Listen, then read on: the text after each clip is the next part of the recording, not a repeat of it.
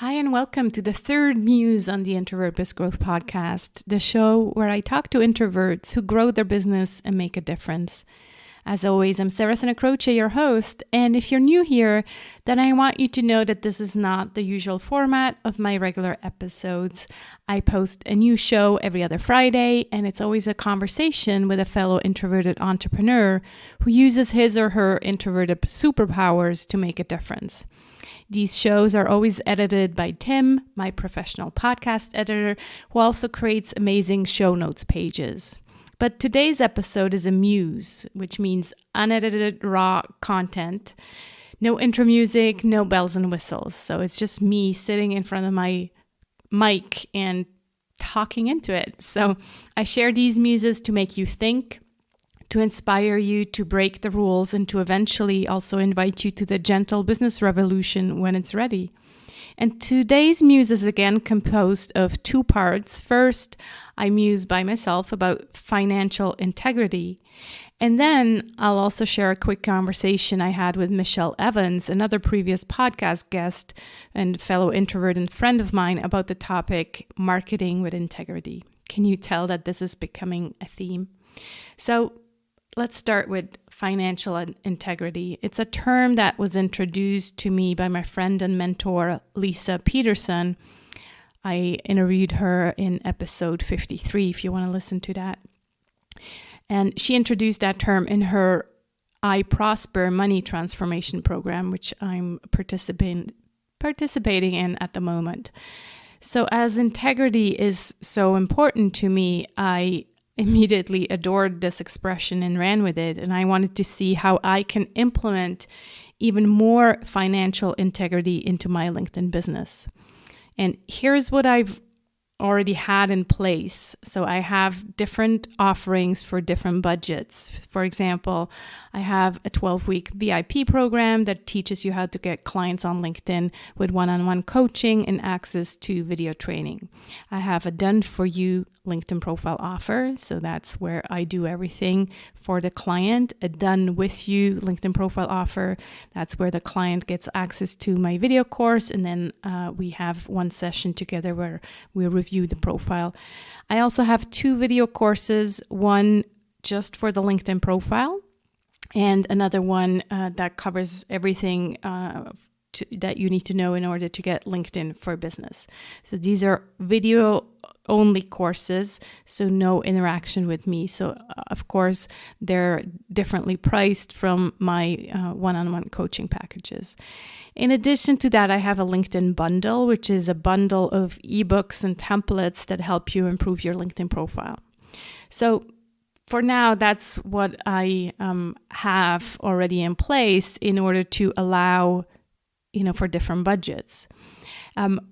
What I added, given this, interest in financial integrity, was some offerings that are new and that allow for, lower budgets. So one is a 12-week group program. So this is the same as the VIP, but in a group format. So that's still for the LinkedIn, how to get clients on LinkedIn. I also added a pay what you can offer for my LinkedIn bundle. So the bundle usually goes for $97. And I added an email in my automation sequence where people can pay what they can. And I set a minimum price of $25. And so then they just, go to the landing page and the minimum is set at $25, but then they can, either choose to pay $25 or whatever feels good to them and what they can afford at this point. I also added a $50 discount off the LinkedIn Profile Quick Fix video course for people who are just starting out. And so if you want to see this in action, you can go to LinkedInprofilefix.com. And when you go to the checkout page and then try to leave this page and close the page, a video will show up in which I reveal the coupon code. So that's for people who are just starting out, who need kind of an incentive to get started, but can't afford the full price. So the idea here is to offer a lower price, but of course, at the same time, also make the sale. So it's really the idea of financial integrity, I guess, for me, is to have a win-win situation. So putting these offers in place really felt good to me, not to mention the nice emails I receive in return from the pay what you can offer. They're really touching emails because I guess it's not something that people are used to, and so they're just very appreciative. Now, of course, there's much more to financial integrity, not just these different pricing options, but essentially to me, it means living by my values, and that also means not always putting the money first. So saying no if you don't think that you, or yeah, if you think that you can't really help a client because, you know, maybe he comes to you with wrong expectations and you just see his situation and decide, you know what, I think either we're not a good fit or it's too early. And so financial integrity in this case means just saying, look, be honest and say, I don't think it's a good time for us to work together. I also don't think it's a good idea to trick people into something just so they buy and then offer no value. You know, these sales pages that kind of try to trick people into something, definitely not financial integrity. So those are a couple of ideas, and I hope this gets you thinking about how you implement financial integrity in your business, already have, and maybe can make it a focus for future business ideas as well. So all of that is part of the gentle business revolution as well. Now, as promised, here's my conversation with Michelle Evans about the topic marketing with integrity and what that means to her. Enjoy. Hey, Michelle, so good to speak to you again. Yeah, thanks for having me back, Sarah. Yeah, that's great. So I wanted to just kind of go over this question, like I mentioned to you, marketing with integrity and what that means to you. So what comes up for you when you hear that word? Yeah, I think marketing with integrity, when you reached out to me, it was just such a fascinating topic. I think it really starts with ourselves, right? Of being clear on who I am, who you are, and what each of us uniquely has to offer, and that we don't have to look like anyone else out there. So I think integrity really starts with knowing and accepting who we are versus who other people are telling us we need to be. So did you experience something that made you realize that, or maybe you first also kind of, like a lot of people, try to be someone else and then you're like, oh, this doesn't work for me? Yeah. I mean, yes, I've gone through a few iterations of this, but really the biggest one is when back in 2015 and 2016, I joined this mastermind, and the coach was a multi-7-figure-a-year coach, big personality. And at that point, I felt like, the biggest missing piece in me and in my business was selling. Like, I just didn't feel super confident and super clear on how to really sell my services and my offers. And she is an absolute master at it. And I was like, okay, I'm going to sign up. I'm going to do this mastermind. And the problem is that I was trying to become her, and her personality was about as opposite of mine as you could possibly get. So as she's up on stage in front of, hundreds of people just selling the heck out of what she does, I'm sitting there going, like, I'm not afraid to get up in front of people, but I don't have that energy. And if I tried to be that giant personality, like she was singing Broadway tunes and she's like just like loud and just tons of stuff, and I was like, that is not me. That is not how I show up. And if I tried, I would probably like pass out as soon as I walked off the stage. And I'm sure that I wouldn't be successful because it wouldn't be authentic to who I am. And it took me a while of going, I went to over 50 events on this coach's direction in a 9-month period.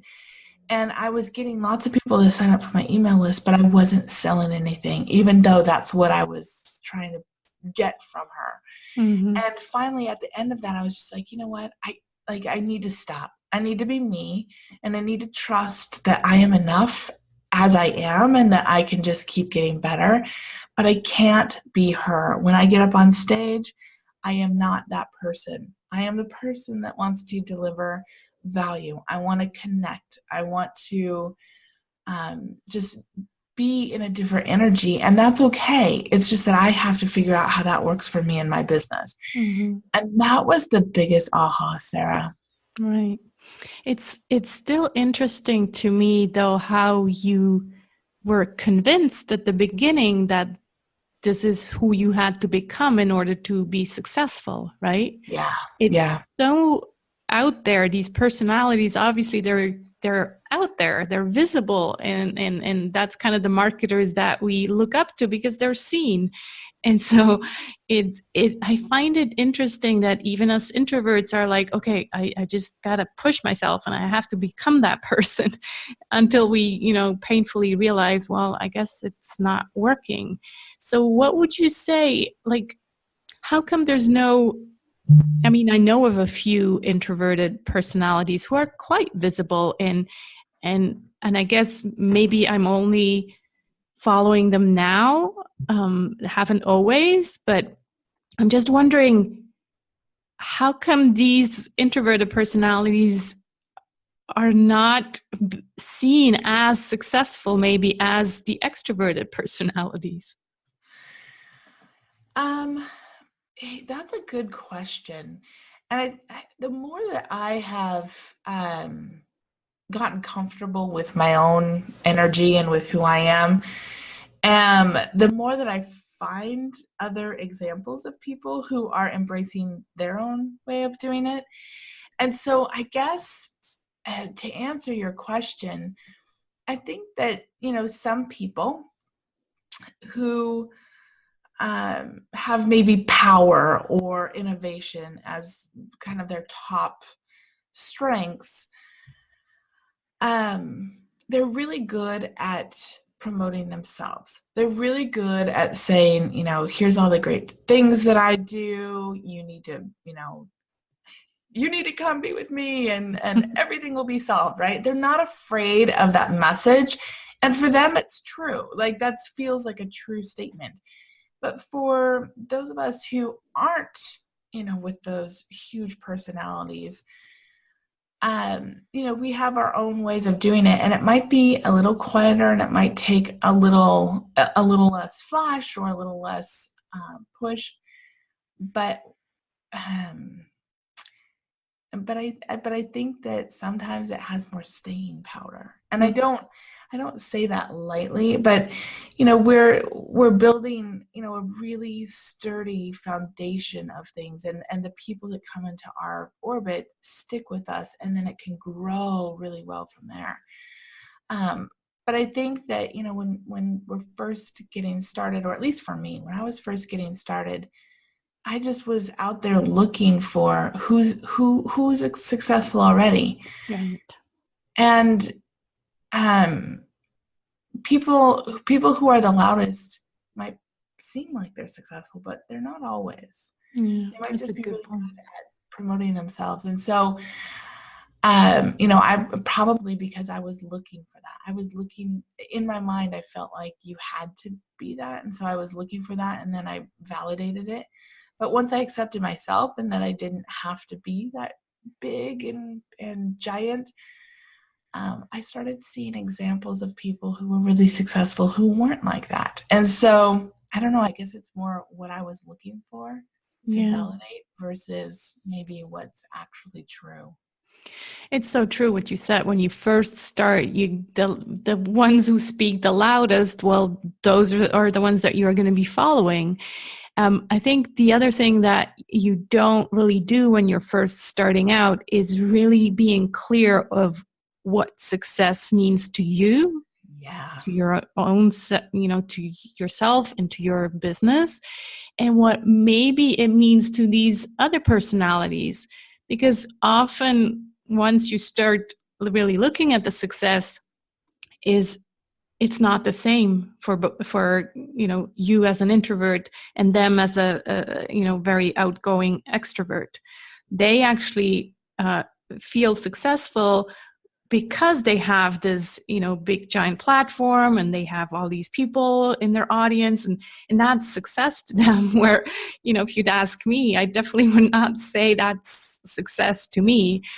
Traveling every week and speaking on stage, that's not how I define success, and I'm sure it's the same for you. So sometimes just looking at success and comparing it, you realize, hey, she doesn't want the same thing that I want. Exactly.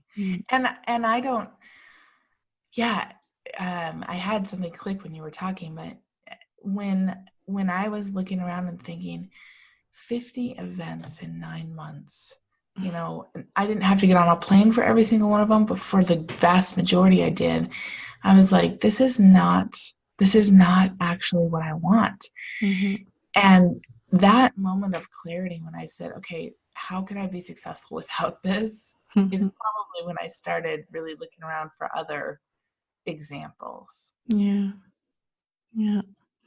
Well, this has been great. I told you I was not going to go too long and too deep, even though we could probably keep going, but this has been great. Thanks so much for reconnecting and sharing your thoughts about marketing with integrity and success and all of that. I hope it inspires our listeners, and we'll be in touch, Michelle. Thank you. Thanks so much for listening to this Muse.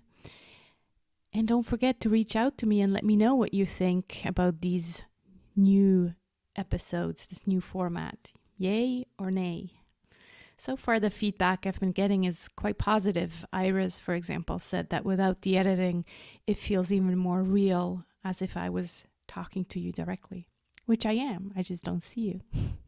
So have a great week, and I'll talk to you again next week. Take care.